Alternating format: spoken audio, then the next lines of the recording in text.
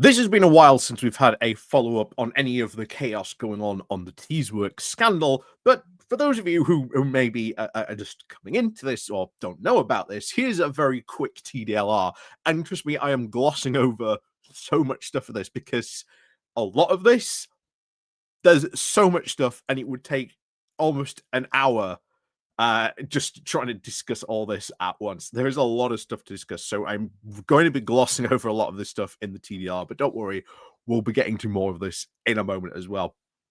So, TDR, what is the Teesworks? Well, you may, of course, remember the whole Freeport promise that Boris Johnson made. Well, there was one set up, and this was, of course, the Teesworks. And, of course, Ben Houchen, the mayor of Tees Valley, went all in on the Teesworks, promised all this stuff, and said how great this would be.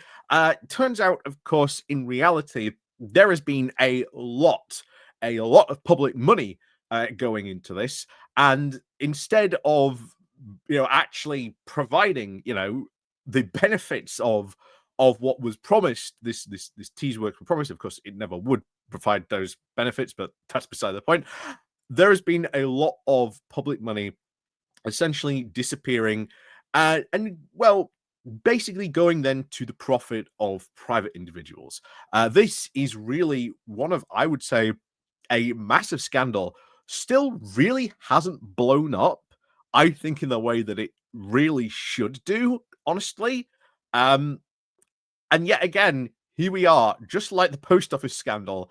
It is the private eye leading the way on this investigation, really digging in to what's going on here and doing, once again, absolutely fantastic reporting. But not only just them, the Yorkshire Post as well, also doing fantastic work on that as well. So they're always worth a mention, bring up the Yorkshire Post, because everyone goes, oh, Private Eye. Yeah, Private Eye have done a really good job. I will always say they've done a really good job, but the Yorkshire Post as well also done a really good job investigating it.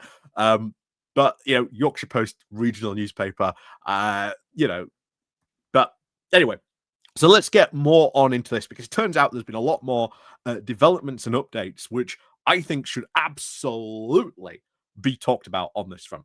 So before we get more talking about this, please do, of course, remember to click on the like, share, and subscribe button down below. Don't forget, of course, to ring the bell. Down below, of course, there's the Patreon page. There's the Buy Me Coffee link where you can buy me coffee, the YouTube thank you button.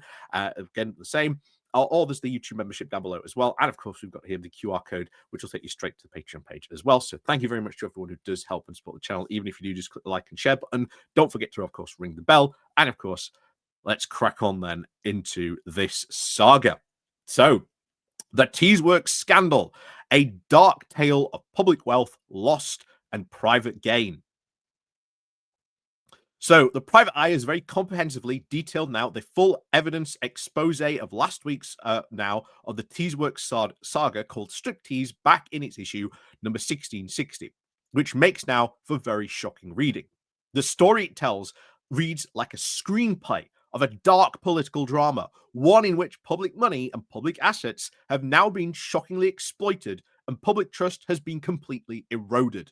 The scale and gravity of what has been exposed demands a full and independent investigation. And I would agree. I would absolutely agree. This has been something that should really be looked into. Absolutely. And I think if it does go that far, I hope there is enough pressure on this to make that happen, because there is enough pressure on this for this to happen. I think this spells the end of Ben Houchen. It always would spell the end of Ben Houchen. This has been on the books for a while. I think there's even more stuff that would probably come out if this turns out into a full investigation on this. There's just a lot of stuff that really needs to be uncovered and really sort of dragged into the light of day when this gets looked at. So the investigative journalist, Richard Brooks of Private Eye, is to, of course, be congratulated now for his public service in his very determined unearthing of evidence, despite the best efforts of now some to frustrate him in his quest for facts. His findings now reveal a disturbing pattern: flawed and determined decision-making, channeling now vast sums of public money in very particular directions, resulting now in colossal financial benefit for private developed partners, whilst, of course, leaving taxpayers now to carry the risk, which has always been the big call here. And the thing is, to try and explain this to people is quite a complicated thing. But the best way to describe it is that public money is then used and developed on a bit of land. It is then sold on the cheap to these developers, not for the cost that it should be cost, but he's going for very, very cheap. And this, of course, channels a lot of money into that. Now, that's my attempt to try and, to describe it. But there's a lot more going on as well in the background, which makes it also really dodgy as well. So across Teesside and beyond, wholly justified now concerns have been expressed, of course, for many years. The previous Conservative government was very wholly supported and contingent now on huge sums of public funds to be now spent to assemble, decontaminate, and regenerate vast tracts of industrial land at the taxpayers' expense. Yet, outrageously, that land has then been subsequently transferred to a very small group of businessmen to very nominal sums, and then for them to enjoy very eye-watering profits through then further transactions. Through a web now of contacts and corporate structures, they were then able to now profit very handsomely, while local communities have been seen very little in return. Instead now of these precious monies for an industrial renaissance, of the creation now of a wealth fund for the Tees Valley, as was originally envisioned by the original members for the South Teesside Development Board, the Conservative mayor and his friends have now established structures that mean that all the wealth generated will now flow and continue to flow into the private partners' coffers. So this is where, again, it does really need to be investigated on this, very, very much so. What, of course, is now needed is a formative, if authoritative, inquiry and investigation. The Tees Valley Review, of course, commissioned by then Minister Michael Gove as a result of parliamentary result again of the parliamentary intervention on this matter, provided, of course, an important but a very limited account of the government's and decision-making process. Its findings were, of course, nevertheless very damning, and it made now for an unprecedented 28 highly significant, far-reaching, and very significant recommendations. It, of course, had no power to compel evidence, to demand all the documents, of course, be held beyond the public authorities, or at least now to fully test the veracity of all these key decisions. It was a review and not an investigation, which, of course, while damning, did not get fully to the bottom of all the key issues. The government's, of course, best value process, to which the Tees Valley Combined Authority is now subject, and which again monitors whether local authorities do deliver value for money, is, of course, valid and useful. But it is not, and was never meant to be, the kind of forensic inquiry that is now truly needed.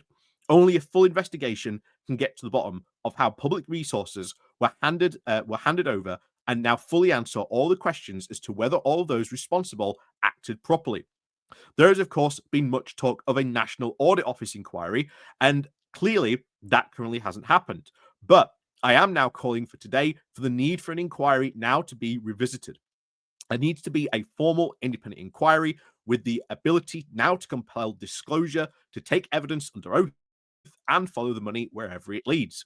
It means that now inquiring into individuals of the private sector entities, and as any such inquiry, they will now have that power. The Labour Party, of course, previously did commit to seeking a national audit investigation, but whilst an NAO inquiry, it would, of course, be a positive step. Consideration will, of course, have to be given as to whether the NAO has, of course, the reach to fully investigate into all these dark recesses and various corporate entities, or whether now a full structural judge-led public inquiry would be the right vehicle to properly investigate all these matters. But the problems run deeper than, of course, Teesworks alone.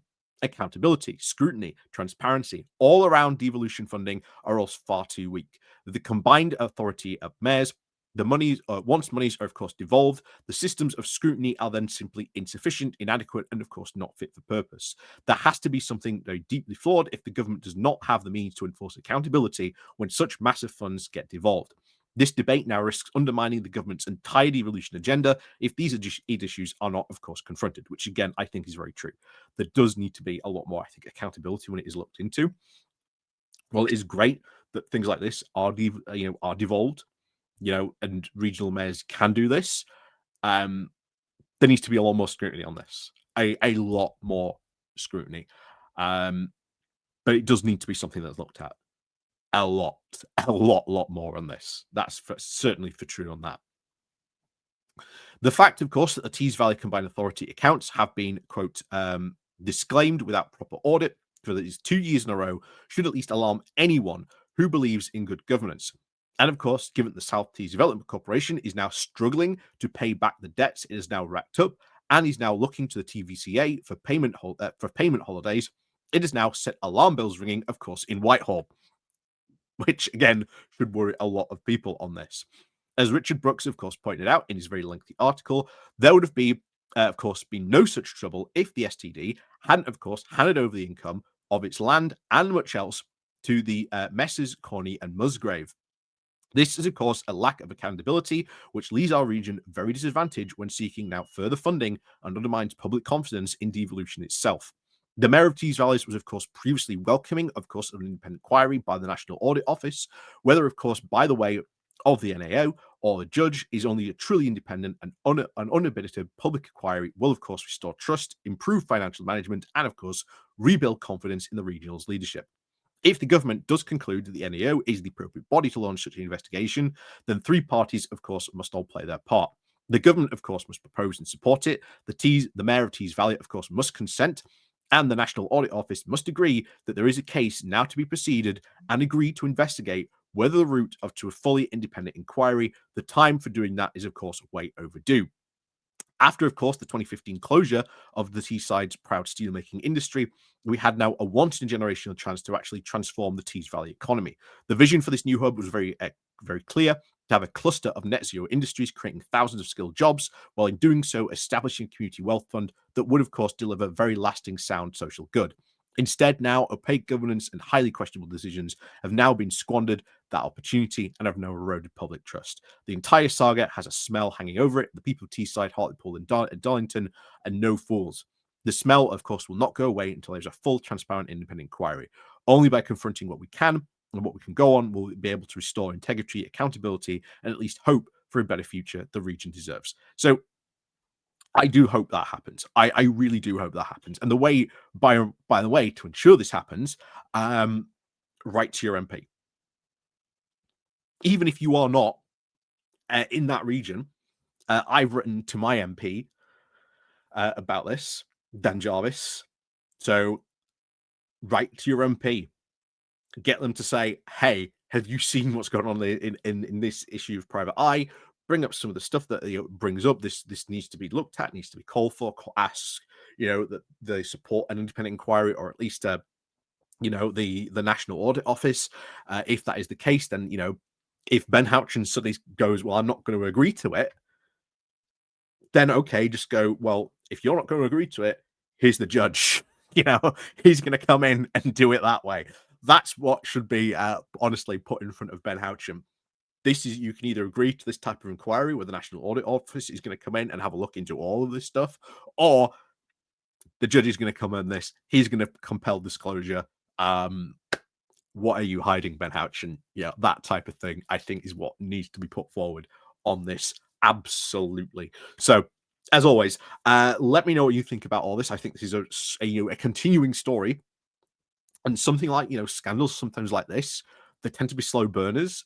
And even though, something like this comes out, it might be like a couple of months, maybe even a year before something happens. But there is a lot of pressure on this at the moment. There is, MPs are putting a lot of it on this. Again, of course, this was by the MP of the area, Andy McDonald. He has been very, very much so on this, very much since the beginning. Like of the initial private eye stuff coming out about all this stuff. So he is certainly not letting this go either. I think that if Labour are so keen on going all this devolution, and I'm absolutely for that as well, then this is something that needs to be looked into. Because the last thing you need is Ben Houchen doing something so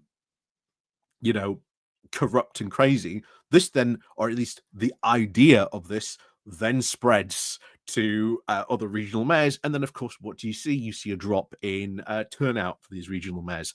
That is what has happened to all these councils time and time again. That's why a lot of the council turnout is so low, because people have just such a bad view of local politics. That's why turnout is so awful at the moment for it. We don't want that to happen now to the regional mayors, when essentially their roles and the stuff that they can do with the powers that they have is so important. So let me know, of course, what you think about this down below. Do, of course, remember to click on the like, share, and subscribe button. And of course, as always, we'll see you all next time.